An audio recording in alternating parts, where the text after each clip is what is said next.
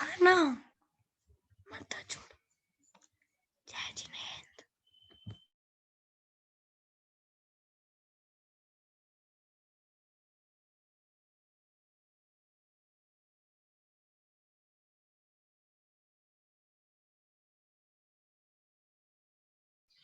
जय जिनेंद्र।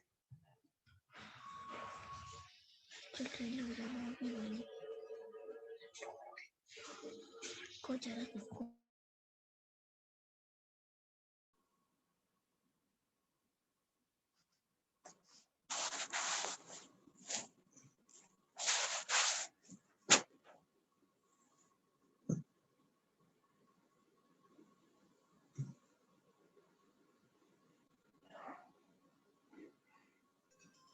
जय जिनेंद्र।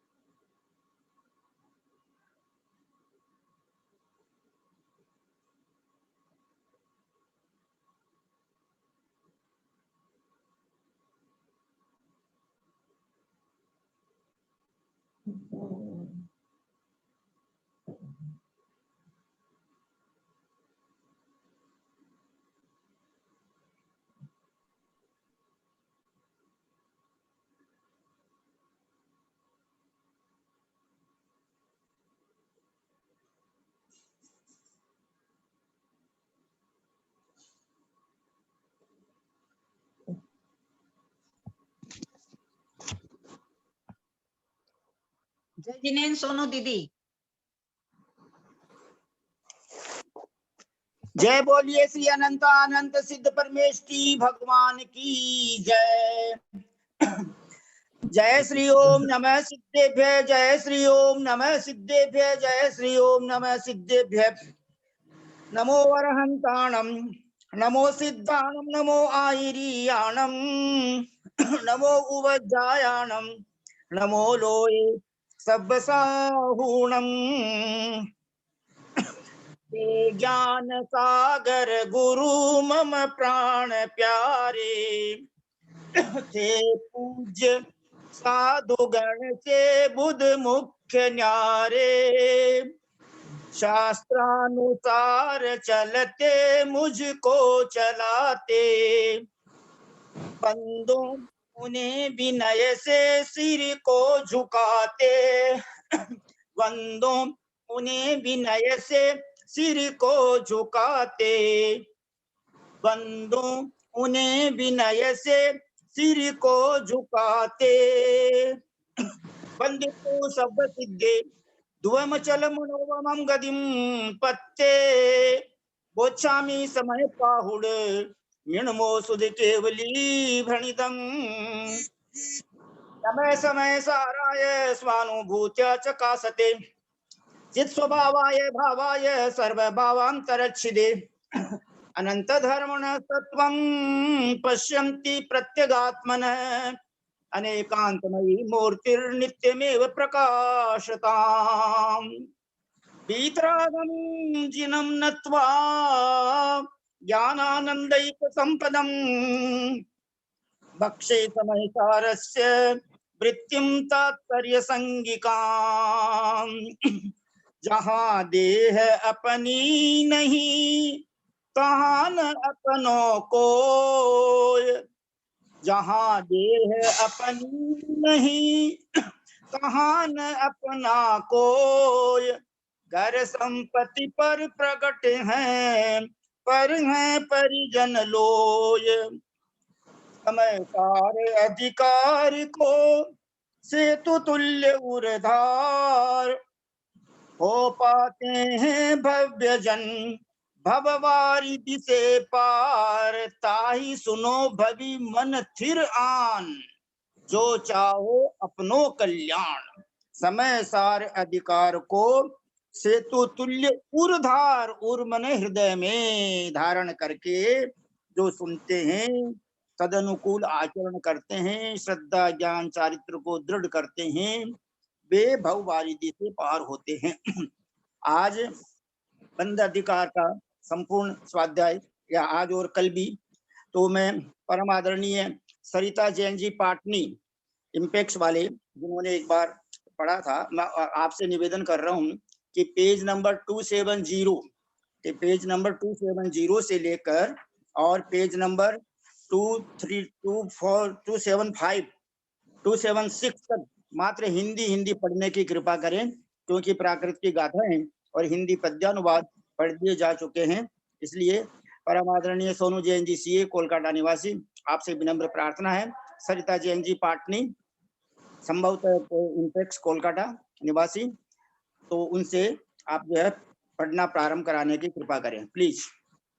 प्रणाम पंडित जी साहब, सबको सादर जय जिनेन्द्र। सादर जय जिनेन्द्र, सादर जय जिनेन्द्र। ये कहाँ से पढ़ना है पंडित जी? Page number 270। अब यह बताते हैं कि जिन रागादि भावों से, हाँ ठीक जी, अब यह बताते हैं कि जिन रागादि भावों से आत्मा को बंध होता है, वे रागादि विकारी भाव कैसे बनते हैं। अर्थ व टीका। जैसे स्फटिक मणि को जो कि निर्मल होता है, वह किसी बाहरी लगाव के बिना अपने आप ही लाल आदि रूप परिणमन नहीं करता है, किंतु जपा पुष्पादि बाह्य दूसरे द्रव्य के द्वारा वह लाल आदि बनता है। उसी प्रकार ज्ञानी जीव भी उपाधि से रहित अपने चित चमत्कार रूप स्वभाव से वह शुद्ध ही होता है, जो कि जपा पुष्प स्थानीय कर्मोदय रूप उपाधि के बिना रागादि रूप विभवों के रूप में परिणमन नहीं करता है। हाँ, जब कर्मोदय से होने वाले रागादि रूप दोष भाव से अपनी सहज स्वच्छता से च्युत होता है, तब वह रागी बनता है। इससे यह बात मान लेनी पड़ती है कि जो रागादिक हैं, वे सब कर्मोदय जनित है, किंतु ज्ञानी जीव के स्वयं के भाव नहीं है। इस प्रकार चिदानंद ही है एक लक्षण, जिसका ऐसे अपने स्वभाव को जानता हुआ अनुभव करता हुआ ज्ञानी जीव रागादि नहीं करता है। इसीलिए वह नूतन आदि रागादि की उत्पत्ति के कारणभूत कर्मों का कर्ता भी नहीं होता है, ऐसा आगे बतलाते हैं। अर्थ, ज्ञानी जीव स्वयं ही अपने आप में राग द्वेष और मोह भाव को तथा किसी भी प्रकार के कसाय भाव को नहीं करता है। इसलिए वह उन भावों को करने वाला नहीं होता है। टीका। रागादि दोषों से रहित जो शुद्धात्मा उसके स्वभाव से पृथक रहने वाले राग द्वेष मोह भावों को तथा किसी भी प्रकार के कसाय भाव को, क्रोधादि रूप परिणाम को ज्ञानी जीव नहीं करता, क्योंकि वह कर्मोदय रूप सहकारी कारण के बिना अपने आप ही अपने उन विकार भावों का कर्ता शुद्ध भाव के द्वारा नहीं हो सकता। विशेषार्थ, यहाँ पर आचार्य श्री ने 300 अथवा 302 गाथाओं में स्पष्ट बताया है कि यद्यपि आत्मा परिणमन स्वभाव को छोड़कर विभाव रूप में परिणमन करने वाला है, किंतु वह अपने आप विभाव रूप कभी परिणमन नहीं करता। हाँ, जब कर्मोद्यात्मक पर द्रव्यों को का संयोग पाता है तभी विभाव रूप में परिणमन करता है। जैसे कि स्फटिक मणि श्वेत होता है, वह लाल पीला आदि भी बनता है, फिर भी श्वेत स्वच्छता तो अपने आप होता है, किंतु लाल पीला आदि तो वो डांका का संबंध पावे तभी बनता है। आत्मा की भी ऐसी ही बात है। ज्ञानी इसको भली प्रकार जानता है, इसलिए वह सब विकल्पों से दूर हटकर अपने आप आत्म स्वरूप में तलीन रहता है। तब उसके लिए बाह्य निमित्त तो कोई रहा नहीं। फिर अपने आप राग द्वेष मोह रूप वह कसाय भाव कर ले तो कैसे करे। इसलिए ज्ञानी जीव किसी भी प्रकार के कसाय भाव का करने वाला नहीं होता, अर्थात उसकी आत्मा में किसी भी प्रकार का विकार पैदा नहीं होता। शंका, हमने तो सुना है कि ज्ञानी जीव अनंतानुबंधी कसाई नहीं करता है। इतर कसाय होने पर भी उसके ज्ञानीपन में कोई भी बाधा नहीं आती है। समाधान, यहाँ पर तो आचार्य महाराज ने ऐसी कोई छटनी नहीं की है, अपितु यहाँ तो स्पष्ट रूप से कहा है कि ज्ञानी तो वह है जो किसी भी प्रकार के कसाई नहीं करता। और ये कहना ठीक भी है, क्योंकि ज्ञानी को बंध इष्ट नहीं होता, क्योंकि सभी प्रकार के कसाय भाव से बंद होता है। सभी प्रकार कसाय भाव से बंद हो तब अतः ज्ञानी को फिर कोई कसाय कैसे इष्ट हो सकती है, अर्थात नहीं हो सकती है। जैसा कि आत्मख्याति के उल्लेख से भी स्पष्ट होती है। ज्ञान ज्ञानी स्वभाव ज्ञानी राग द्वेष मोहादि ज्ञानी अर्थात ज्ञानी निर्विकल्प रूप अपने शुद्ध स्वभाव से नहीं चिंतता।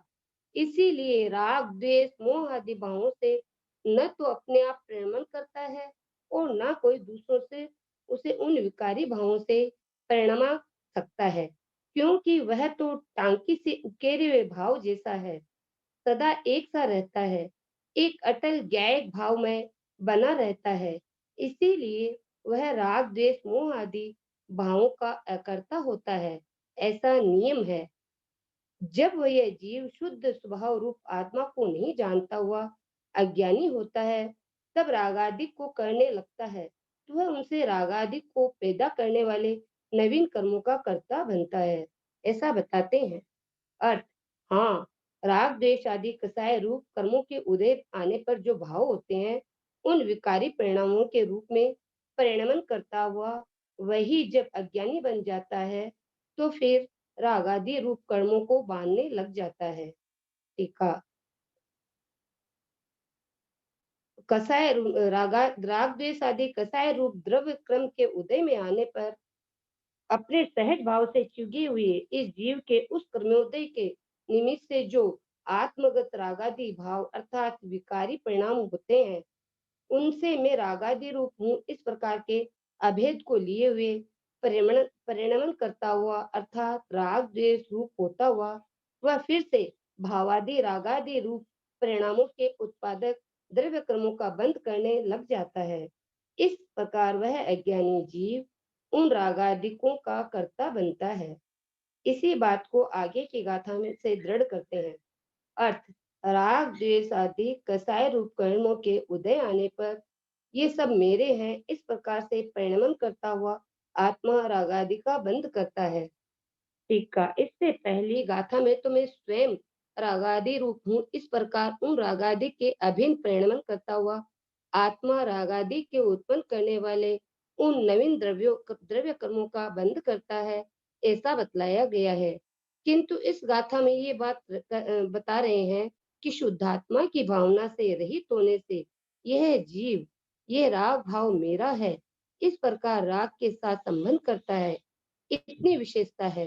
हाँ, यहाँ पर ये बात जान लेने की है कि जहाँ पर राग द्वेष और मोह से ये तीनों शब्द एक साथ आवे, वहां पर मोह शब्द से दर्शन मोह जो कि मिथ्यात्व का जनक है उसे लेना चाहिए, और राग द्वेष शब्द से क्रोधादि कसायों के उत्पन्न करने वाले चारित्र मोह को समझना चाहिए। यहाँ शिष्य पूछता है कि मोह शब्द से मिथ्यात्व द्विजनक दर्शन मोह लिया जाए, ये ठीक ही है, इसमें दोष नहीं है, किंतु राग द्वेष शब्द से चारित्र मोह कैसे लिया? इसका उत्तर यह है कि कसाई वेदनीय नाम वाले चारित्र मोह के भीतर क्रोध और मान, ये दोनों द्वेष के उत्पादक होने से द्वेष के अंग हैं, और माया और लोभ ये दोनों रागजनक होने से राग रूप है। इस प्रकार नो कसाई वेदनीय नामक चारित्र मोह में स्त्री वेद, पुरुष वेद, नपुंसक वेद, हास्य, रति, ये पांच नो कसाय रागात्मक होने से राग में तथा शेष रति, शोक, भय, जुगुप्सा, ये चारों नो कसायों में द्वेष की उत्पादक होने से द्वेष में इस प्रकार मोह शब्द से दर्शन मोह, मिथ्यात्व और राग द्वेष शब्द से चारित्र मोह, ऐसा सभी स्थान पर समझना चाहिए। इस प्रकार कर्म बंध के कारण रागादि भाव है, और रागादि भावों का कारण नियम से कर्म का उदय है, किंतु ज्ञानी जीव नहीं। इस प्रकार व्याख्यान की मुख्यता से इस 7वें स्थल में 5 गाथाएं कही गई है। और पढ़ना है आगे पंडित जी साहब। प्लीज और हाँ? पढ़िए आगे पढ़िए आज- प्लीज। ओके, ठीक। अब सम्यक ज्ञानी जीव रागादि विकारी भावों का अकर्ता कैसे है तो बताते हैं। अप्रतिक्रमण 2 प्रकार का है और प्रत्याख्यान भी 2 प्रकार का है। इस प्रकार आगम के उपदेश से जान लेना चाहिए कि आत्मा कर्मों का कर्ता है। अप्रतिक्रमण द्रव्य और भाव के भेद से 2 प्रकार का है। उसी प्रकार अप्रत्याख्यान भी द्रव्य और भाव के भेद से 2 प्रकार का है। इस प्रकार आगम के उपदेश से आत्मा कर्मों का अकर्ता कहा गया है, क्योंकि जब तक आत्मा द्रव्य और भावों का अप्रत्याख्यान करता है, तब तक आत्मा कर्मों का करने वाला होता है, जानना चाहिए। टीका, पूर्व काल में अनुभव किए हुए विषयों का अनुभवन करने, रूप रागादि का स्मरण करना तो अप्रतिक्रमण दो प्रकार का है, एवं आगामी काल में होने वाले रागादि के विषयों की आकांक्षा रूप जो अप्रत्याख्यान, वह भी 2 प्रकार का है। इस प्रकार के परमागम के उपदेश से जाना जाता है कि आत्मा दोनों प्रकार के अप्रतिक्रमण और अप्रत्याख्यानों से रहित है, इसीलिए वह कर्मों का अकर्ता है। द्रव्य और भाव के रूप में अप्रतिक्रमण और अप्रत्याख्यान वे दो प्रकार के हैं। वह अप्रतिक्रमण और अप्रत्याख्यान ही तो बंध का कारण है, ऐसा आगम का उपदेश है, जिससे ये जान लिया जाता है कि द्रव्य और भाव रूप जो अप्रतिक्रमण तथा अप्रत्याख्यान है, उसमें परिणत होता हुआ आत्मा शुद्धात्मा की भावना से च्युत होकर वह ज्ञानी ही कर्मों का करने वाला होता है, किंतु उससे विपरीत स्वभाव वाला अर्थात शुद्धात्मा ही भावना में लीन रहता हुआ प्रतिक्रमण और प्रत्याख्यान में जो ज्ञानी है, वह बंध कारक नहीं होता है। इसी को दृढ़ता से कहते हैं कि जितने काल तक द्रव्य और भाव स्वरूप प्रत्याख्यान जो कि विकार रहित स्वसंवेदन लक्षण वाला है, वह नहीं होता है, और जितने काल तक द्रव्य और भाव रूप अप्रतिक्रमण करता रहता है, तब तक वह परम समाधि के न होने से वह जीव अज्ञानी होता है, जो कि कर्मों का करने वाला होता है, ऐसा समझना चाहिए। यहाँ यह तात्पर्य है, जीव की अप्रतिक्रमण और अप्रत्याख्यान रूप परिणति ही कर्मों को करने वाली होती है। ज्ञानी जीव जो कि नियम से उस परिणति से रहित होता है, कर्मों का करने वाला नहीं होता, यह बात स्पष्ट है। यदि वह जीव ज्ञानी ये करता हो तो कर्तापन सदा बना रहे, क्योंकि जीव जो कि ज्ञान स्वभाव वाला है, सदा ही बना रहता है। अप्रतिक्रमण और अप्रत्याख्यान रूप भाव रागादि विकल्प भाव है, अतः वे अनित्य है, क्योंकि स्वस्थ भाव से च्युत हुए जीवों के ही होते हैं, इसीलिए सदा नहीं होते हैं। इससे यह बात सिद्ध हो गई कि जब वह स्वस्थ भाव से च्युत होता हुआ अप्रतिक्रमण और अप्रत्याख्यान के रूप में परिणत होता है उस समय कर्मों का करने वाला होता है और स्वस्थ भाव में रहने पर फिर अकर्ता होता है। यह तात्पर्य है। इस प्रकार अज्ञानी जीव की परिणति रूप जो अप्रतिक्रमण और अप्रत्याख्यान है वही बंध का कारण है, किंतु ज्ञानी जीव बंध का कारण नहीं। इस कथन की मुख्यता से इस 8वें स्थल में 3 गाथाएं पूर्ण हुई। अब निर्विकल्प समाधि रूप निश्चय प्रतिक्रमण और निश्चय प्रत्याख्यान इन दोनों से रहित जो जीव है उनके बंध बताया गया है। वह त्यागने योग्य है, संपूर्ण नरक आदि के दुखों का कारण है, इसलिए हे है। अतः उस बंध नाश के लिए जो भावना होती है उसे कह रहे हैं कि मैं सहज शुद्ध ज्ञानानंद रूप एक स्वभाव वाला हूँ, विकल्प रहित हूँ, उदासीन हूँ, निरंजन जो निज शुद्ध आत्मा उसके समुच्चय श्रद्धान ज्ञान और अनुष्ठान रूप जो निश्चय रत्नतय स्वरूप निर्विकल्प समाधि से उत्पन्न हुआ जो वितराग सहजानंद रूप सुख उसकी अनुभूति मात्र ही है, लक्षण जिसका ऐसे स्व संवेदन के द्वारा संवेद है, जानने योग्य है, प्राप्त करने योग्य है, वह मैं हूँ। भरित अर्थात संतृप्त अवस्था वाला हूँ।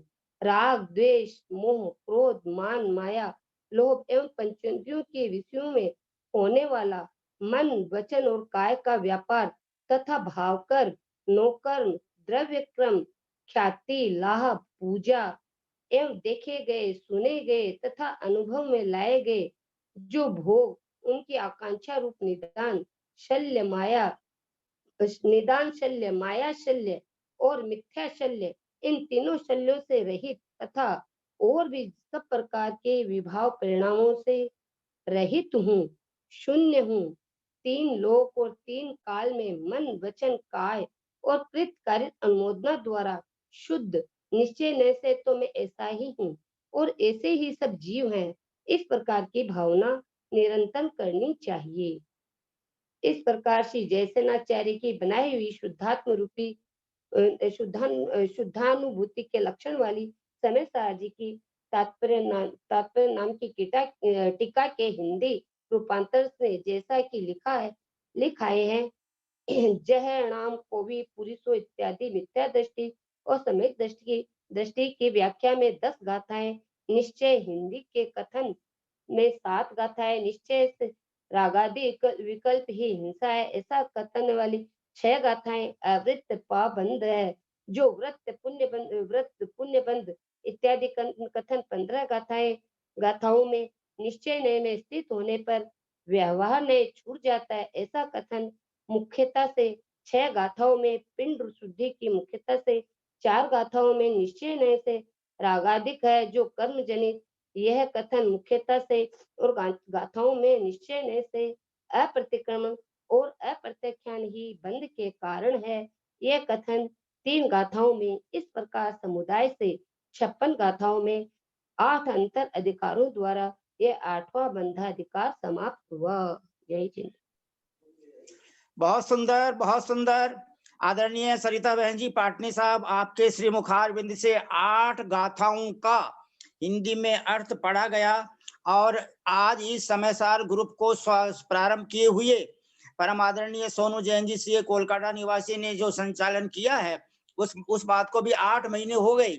1 जून से शुरू हुआ था, आज 31 जनवरी हो गई, 8 महीने हो गए और 8 गुण अपने को अतिशीघ्र प्राप्त होंगे जो कि सिद्ध परमेष्ठी में पाए जाते हैं, वे अपने भी अतिशीघ्र प्राप्त होंगे।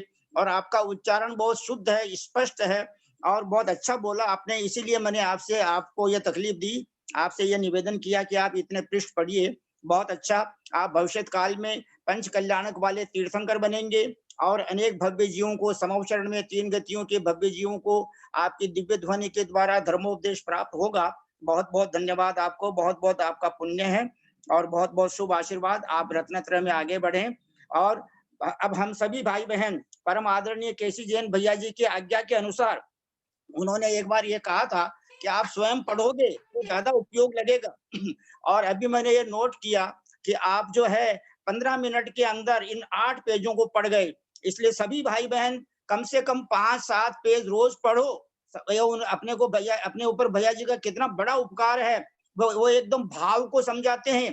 द्रव्य श्रुत 11 अंक का ज्ञान जो है अभव्य को भी हो सकता है, वह ज्ञानावरणीय का क्षोभशम है, उससे कोई मतलब नहीं है।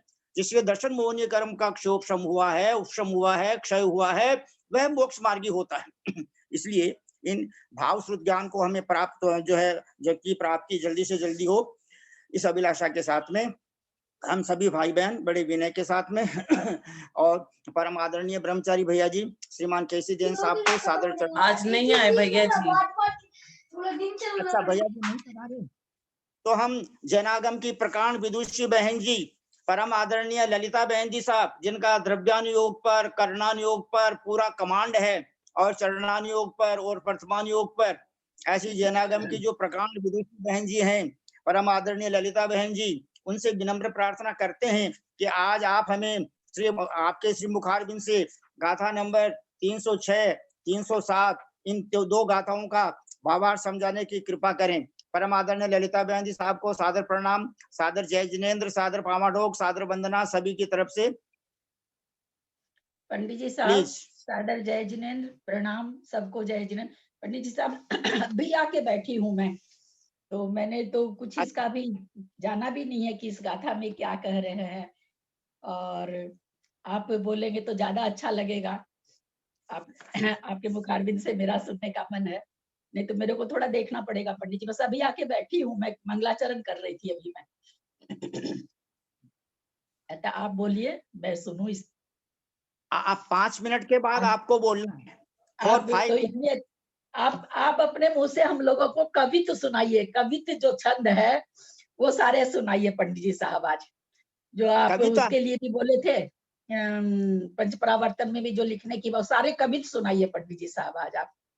अच्छा ठीक बात। हमारे बड़े बहन जी और हम इस ग्रुप के और जो है कर्णानुयोग दीपक की क्लास के सभी विद्यार्थियों के धर्म गुरु, शिक्षा गुरु, सबका भला चाहने वाले, विशाल ज्ञान की धारिका परम आदरणीय ललिता बहन जी की आज्ञानुसार मैं कुछ सवैये वो छंद बोलने जा रहा हूँ जो उनकी आज्ञा हुई है, जो पंच परावर्तन में कहे गए थे। सभी भाई बहन एकाग्रचित्त होकर के सुनने की कृपा करें। केती बार स्वान सिंह सांवर सियाल सांप बानर बिलाव सुसासुरी उदरे पड़्यो। केती बार चील चम गिदड़ चकोर चिरा चक्रवाक चातक चंडाल तन भी धर्यो। केती बार कच्छ मच्छ मेंढक गिंडोला मीन शंख सांप कोड़ी हुए जलू का जल में तिर्यो। को कहे जाए रे जनावर तो बुरो माने, यूं न मूड जाने मैं अनंत बार हुए मर्यो, अनेक बार हुए मर्यो। कई बेर भये भूपर प्रचंड भूप, बड़े बड़े भूपनी के देश छीन लीने हैं। कई बेर भये सुर भौन वासी देव, कई बेर तो निवास नरक कीने हैं। कई बेर भये कीटमल मूत माही, ऐसी गति नीच बीत सुख मानी भीने हैं। कोड़ी के अनंत भाग आपने बिकाई चुके, कर व कहा करे मूड देखी दृग दीने हैं। केती बार कई बेर जीव जो स्वर्ग में, केती बार स्वान सिंह सांवर सियाल सांप, ये हो गया। बेदिन क्यों न चितारत चेतन, बेदिन क्यों न चितारत चेतन, मात की कूख में आय बसे हो। उरद पांव लगे निशिवासर रंच उसासन को तरसे हो। आयु संयोग बचे कहूँ जीवित, लोगन की तब दृष्टि लसे हो। आज भये तुम जो बन के वश, भूल गए कितते निकसे हो। ये इस छंद को आदरणीय सरसेठ कैप्टन श्री राय बहादुर श्री भागचंद जी सोनी अजमेर वाले बहुत गाया करते थे, आचार्य गुरुवर ज्ञान सागर महाराज के सामने और आचार्य गुरुवर विद्यासागर महाराज के सामने। जब भी उनको पंडित जी साहब दोबारा बोले, इसको दोबारा बोले। अच्छा। वे दिन क्यों न चितारत चेतन, मात की कूख में आय बसे हो। उरद पांव लगे निशिवासर, रंच उसासन को तर से हो। आयु संयोग बचे कहूँ जीवित, लोगन की तब दृष्टि लसे हो। आज भये तुम यौवन के वश, आज भये तुम यौवन के वश, भूल गए कितने निकसे हो। यानी उत्पत्ति स्थान की यहाँ पर चर्चा की गई है। यानी जो घमंड करते हैं हम लोग कि I am very handsome, I am very beautiful, क्या है हमारा उत्पत्ति का जो क्रम है वो सब जानते हैं। इस प्रकार और कई कई बार जीव भूपति प्रचंड भयो, कई बार जीव कीट रूप धर्यो है। कई बार जीव नवग्रीवक जाय बस्यो, कई बार जीव नवग्रीवक जाय बस्यो। कई बार सातवें नरक अवतर्यो है। कई बेर भयो, कई बार जीव रागो मच्छ होई चुक्यो, रागो मच्छ। कई बार जीव रागो मच्छ होई चुक्यो, कई बार साधारण तुच्छ काय धर्यो है। सुख और दुख दो पावत है जीव सदा, सुख और दुख दो पावत है जीव सदा। यह जान ज्ञानवान हर्ष शोक हर्यो है, यह जान ज्ञानवान हर्ष शोक हर्यो है। इस प्रकार अभी मेरे को पूरे स्मरण में नहीं आ रहे हैं, और भी अनेक चंद हैं। आपकी बड़ी मेहरबानी है, आपका मेरे ऊपर बहुत बड़ा वात्सल्य है, बहुत बड़ा प्यार है। आपके चरणों में मैं विनम्रता से बहुत बहुत प्रणाम करता हूँ। अब आपसे विनम्र प्रार्थना करता हूँ कि अभी हमारे पास 10-12 मिनट बाकी हैं। आप अपनी मंगलवाणी के द्वारा हम सभी भव्य जीवों को जो है धर्म का लाभ प्राप्त कराने की कृपा करें, प्लीज। आदरणीय ललिता बहन जी साहब, आपका जो ये छंद है, ये सुन के भी हम लोग घर में रहते हैं, ये बहुत बड़ी ताज्जुब की चीज है। कैसी कैसी रचना पूर्वाचार्यों ने कह गई है, और हम लोग सुन करके हम लोग की आंख में अगर आंसू नहीं आता है, रोंगटे अगर खड़े नहीं होते हैं, तो शायद समय सार पढ़ने से हमारा कल्याण नहीं होगा। हम लोग घर में रहते हुए सोचते हैं कि सारी चीज हमको मिल जाए। कर्म कांड जी पुकार पुकार के कहता है, तुम्हें कर्म काटना है तो 9वें गुण स्थान को प्राप्त करो। कितना इसमें पढ़ के हम लोग जान जाते हैं, ज्ञानी ये भाव करता है, अज्ञानी ये भाव करता है। और हम लोग क्या समझने लग जाते हैं कि हम जो मतलब हमको जो ज्ञान हो गया, कुछ छंदों का, कुछ समय सार जी के दोहों का, कुछ कर्म कांड जी का, कुछ जीव कांड जी का, कुछ भक्ति का, हमें थोड़ा ज्ञान हो गया, उसी को ज्ञानी कहते हैं। समय सार जी में उस ज्ञानी की बात नहीं है। ये तो वास्तव में मुनि महाराज से भी ऊपर की चीज है, 7वें गुण स्थान से भी ऊपर के ज्ञान की बात है ये। वहां जाके ये ज्ञान होता कि नहीं, मैं तो शरीर दूसरा है, मैं कर्मबद्ध दूसरी चीज है। उसके पहले तो ये बोलने में हम लोग के बातों में जरूर ये ज्ञान हो गया है कि आत्मा अलग है, शरीर अलग है। लेकिन जब तक आत्मा शरीर अलग की अनुभूति को हम कार्य रूप में परिणत नहीं करेंगे, तब तक हमारा समय सार पढ़ना सार्थक नहीं होगा। इतने बड़े समय सार ग्रंथ जी का भाई साहब ने इतना इतना विवेचन किया, अपना अनुभव सुनाया। आचार्य श्री ज्ञान सागर जी की इतनी अच्छी टीका लिखी हुई है, विद्यासागर जी का इतना अच्छा दोहा लिखा हुआ है। पढ़ने के बाद भी अगर हमारे रोंगटे नहीं खड़े होते हैं, हम सिहरते नहीं हैं, हमारे में कुछ आगे बढ़ने की भावना नहीं आती है, तो मैं अपना चिंतन बताती हूँ कि मुझे लगता कि सारी चीज व्यर्थ है। हम थोड़ा तो आगे बढ़े। समय सार केवल सुनने से कुछ नहीं होगा कि बहुत अच्छा भाई साहब बोल रहे हैं, बहुत अच्छा पंडित जी बोल रहे हैं, बहुत अच्छा सोनू गा रही है, बहुत अच्छा वो पढ़ रहे हैं। इनसे कुछ नहीं आनी जानी होगी। आनी जानी तो तभी होगी जब हम जीवन में थोड़ा भी उतारेंगे। तो थोड़ा भी जब तक नहीं उतारेंगे, कुछ भी नहीं होने वाला है। हमको अपने जीवन का कल्याण करने के लिए कुछ ना कुछ उतारना ही होगा। और समय सार पढ़ने की बहुत मोस्टली खत्म होने को आ गया, बंध अधिकार हो गया, शायद इसके आगे निर्जरा अधिकार होना चाहिए। आचार्य ने बंध भी बता दिया हमें। अब आज मैं कई बार हालांकि चिंतन कर चुकी कि बंध अधिकार इतना बाद में क्यों बताए हैं आचार्य। तो मुझे लगता है कि जैसे होता है ना कि पहले बच्चों को, कुछ बच्चों से अगर काम कराना हो, पढ़ाना हो, तो उसको लॉलीपॉप देते हैं, कुछ लालच देते हैं। ऐसे लगता है पहले के अधिकार में आचार्य ने कुछ लालच दिया हम लोग को, लालच दे के तुम ऐसे हो, तुम ज्ञानी हो, तुम शुद्ध आत्मा हो, तुम्हारे में कुछ भी नहीं है, तुम स्वयं अपना कल्याण कर सकते। देखिए, और फिर एकदम से बंद अधिकार में ला दिए कि तुम ऐसे ऐसे बंद कर रहे हो, और सारा बंद का बताते अब सीधे निर्जरा पर ले जाके हम लोग को, जहां तक मुझे मालूम है, नहीं मोक्ष में ले जा रहे हैं। निर्जरा अधिकार भी हो गया। अब बताइए मोक्ष। मैं कई भाई साहब से भी मैंने प्रश्न किया था मैंने भी चिंतन किया। शायद सारी चीज बताने के बाद आचार्य ये कहना चाह रहे हैं कि बिना बंध को जाने बिना, बंध को छुड़ाए बिना मोक्ष नहीं होगा। यही कारण है कि हमको लगता है बंध अधिकार साहब से लास्ट में दिए हैं, मानो वो कर्म कांड जी को लाके यहाँ पर बैठा दिया कि भैया पहले तुम बंध को जानो, बंध कहाँ छूटेगा उस भूमिका को जानो। ये जानने के बाद, करने के बाद ही तुम मोक्ष के अधिकारी हो पाओगे अथवा तुमको मोक्ष हो पाएगा। मुझे लगता है कि यही कारण रहा होगा बंध अधिकार इतना लास्ट में करने का। ये तो बंध अधिकार तो पहले बताना चाहिए, संवर के पहले बताना चाहिए था। संवर बता दिया, निर्जरा बता दी, उसके बाद बंध बता रहे हैं, उसके बाद बंध से आचार्य परिचय करा रहे हैं। शायद इसीलिए कि खाली कोरी भावना भाने से कि मैं तो ज्ञानी हूँ, ज्ञानी होने से कर्म के बंध नहीं छूटते हैं, ज्ञानी बोलने से कर्म के बंध नहीं छूटते हैं। ज्ञान को करने के बाद बिना गुण स्थान में चढ़े समय सार धारण नहीं हो सकता है। समय सार धारण करने के लिए गुण स्थान में वृद्धि करनी ही पड़ेगी।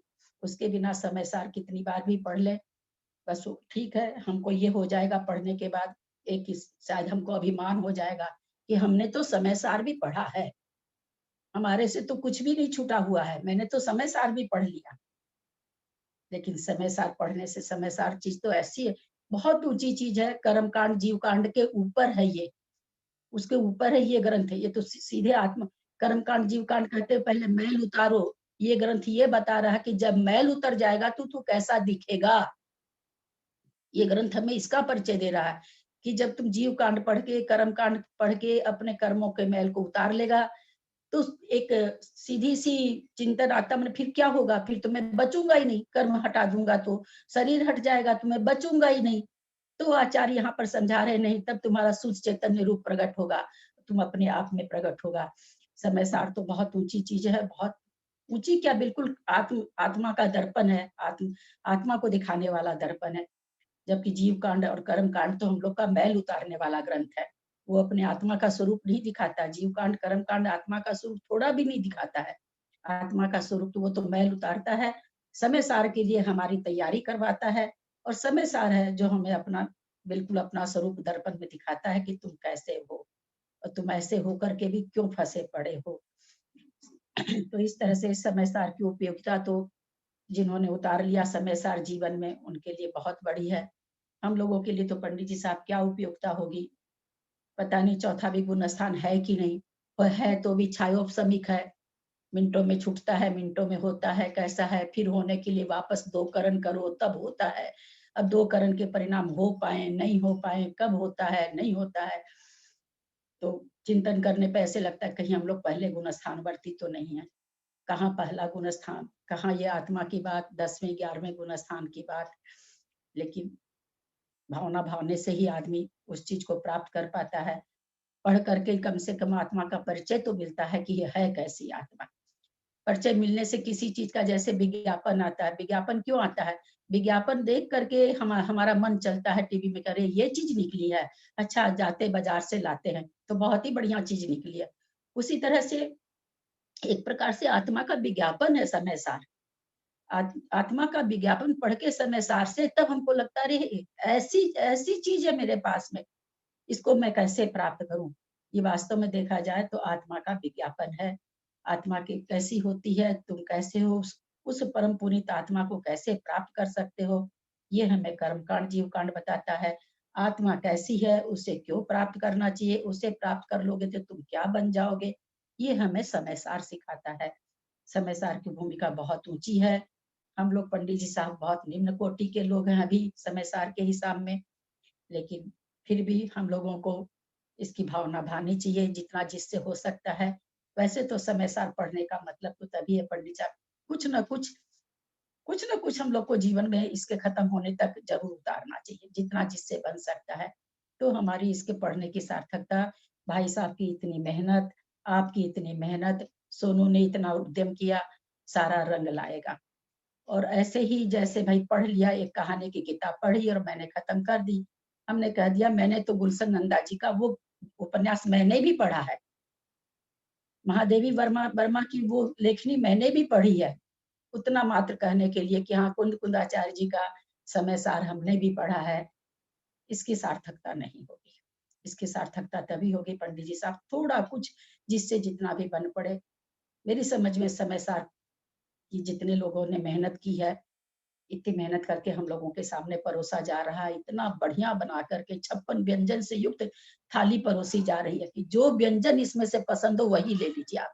हम 56 व्यंजन नहीं पचा सकते हैं, हमारी भूमिका नहीं है 56 व्यंजन पचाने की, हमारी भूमिका नहीं है 56 व्यंजन की टेस्ट लेने की, लेकिन जो भी भूमिका है हमारी, उस 56 व्यंजन में से जो भी भूमिका है हमारे व्यंजन, जिस व्यंजन को हम पचा सकते हैं, जो व्यंजन हमको पसंद है, हमको उस व्यंजन को जरूर ग्रहण करना चाहिए। तभी हमारी इसके समय सार की सबकी मेहनत का फल होगा और हमारे स्वयं के भी सुनने का फल होगा। मुझे लगता है समय हो गया पंडित जी साहब, आपने आज्ञा दी।